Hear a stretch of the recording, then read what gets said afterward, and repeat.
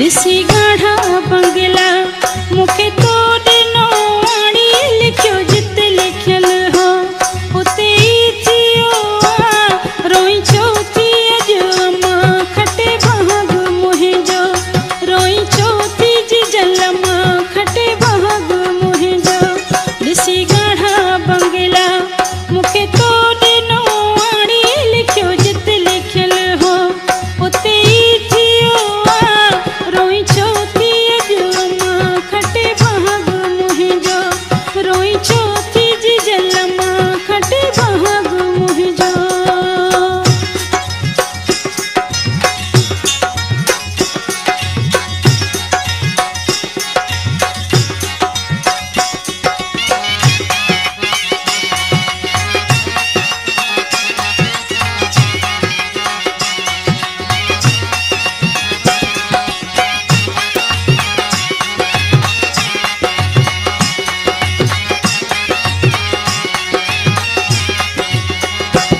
छदे घरवा बाणो जो बींदिया न्याणी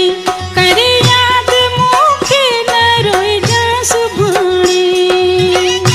गुलशन सोमरो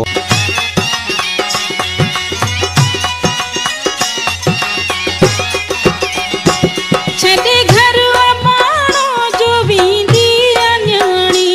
करे याद मुखे न रोए जा सुभाणे। मर्जी संग तो गंढियो वाड़ी मर्जी पंजी असा संग तो गंढियो रोई चौथी अजमा खटे भाग मुहे जो रोई चौथी जी जलमा खटे भाग मुहे जो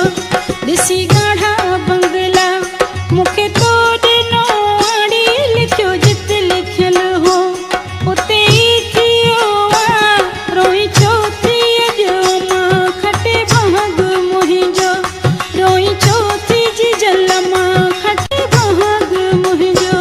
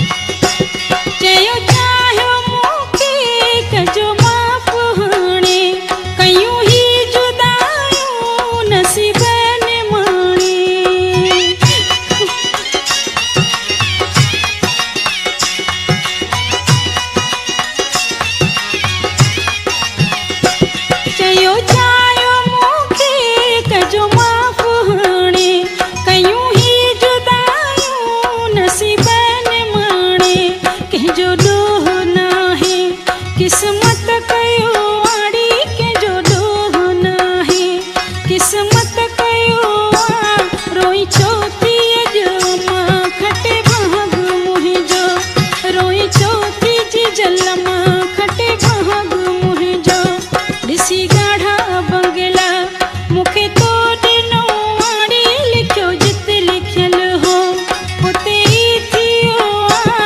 रोई चौथी अजमा खटे भाग मुहे जो